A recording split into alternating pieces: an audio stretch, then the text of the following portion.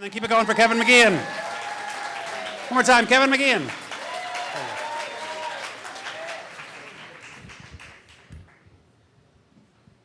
My best friend is a man named Lance. Lance and I have been best friends for the last 20 years, and we met in the mid-90s when we were both waiters in Chicago. And one of the things about him is that when we first met, we got along immediately, and we had an instant rapport, and I thought he was the coolest guy I had ever met. Case in point, in the moment that I think epitomizes our relationship. One morning I was on the subway going to work, and I didn't want to go. I was in a bad mood. And I was sitting next to the window, and when we got to the stop right before my stop, I just looked out the window, looking at all the people exiting the train, and through the crowd, I saw Lance. And sensing me, I guess, he turned, saw me, and just immediately broke into a walk, walked up to the window, and put his hand right on the window. In that moment, there was nothing else I could do except put my hand on the window. And we stood there and we stared at each other, trying not to laugh and trying to maintain this eye contact. And then as the train took off, he walked alongside it and then took his hand off and walked away. It was the coolest thing I had ever seen. So in 2008, 12 years into our friendship, I was pulling into my driveway and I got a call from him. And over the years, we had moved to different cities. We still stayed in touch, but we were a long distance away, so months had passed since we had talked, and he had called me that night to tell me some shocking news. One was that in 4 months, he was going to be a father. And I was excited, did the math of the human gestation period, and said, why am I just finding out about this now? And he said, I have my reasons, and I said, okay. Then he said another bombshell, which was he was also going to get married that weekend at the Drake Hotel in Chicago. And I was very excited, and I immediately thought, oh my God, that's great. I'm 4 hours away, I can drive there. But then he dropped this bombshell, which was, I was not invited. Now, the reason I was not invited is not a personal slight against me. It was just simply that they were going to do this as a ceremonial appeasement to some conservative grandparents and to just, it was a very small family-only event. And I was pissed. And I let him know how pissed I was.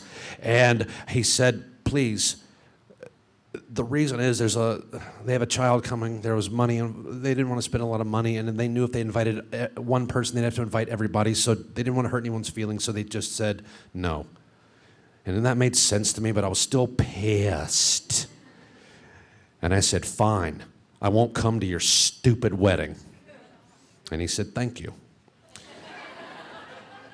We hung up the phone, and I sat in my car, and I was just devastated. There was no other word for it. I was devastated. I never pictured in any way not going to his wedding, even though in this case it was just a ceremony that was just named wedding. But I sat there, pissed, trying to figure out what to do. And then I flashed back on a memory, and I had a moment of clarity, and it all just made sense of exactly what I had to do. A few years earlier, I had had a very big life event, which was my mother got terminally ill, and she asked me to come home and help her through it, so I lived with her for what would ultimately be her final 5 months.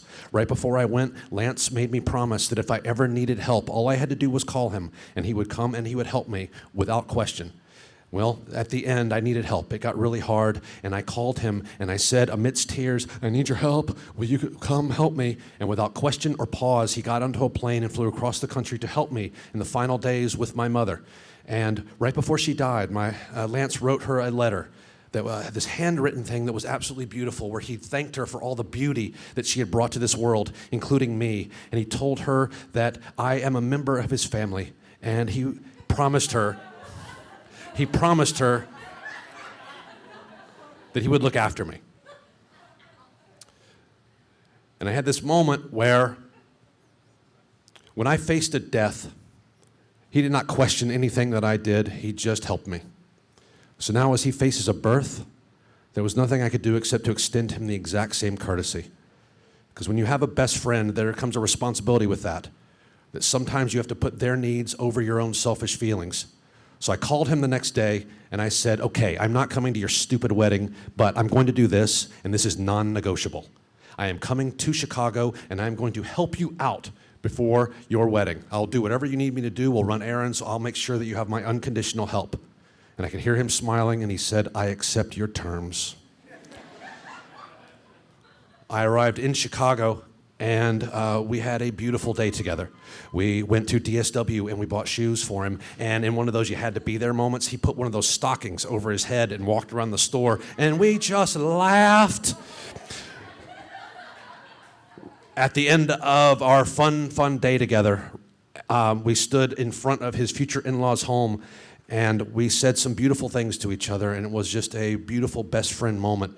And then as I got in my car and was about to drive away, he walked up to my window, put his hand on the window, and I put my hand on it, and as I drove away, he took it off, and it was the coolest thing I had ever seen. Thank you very much.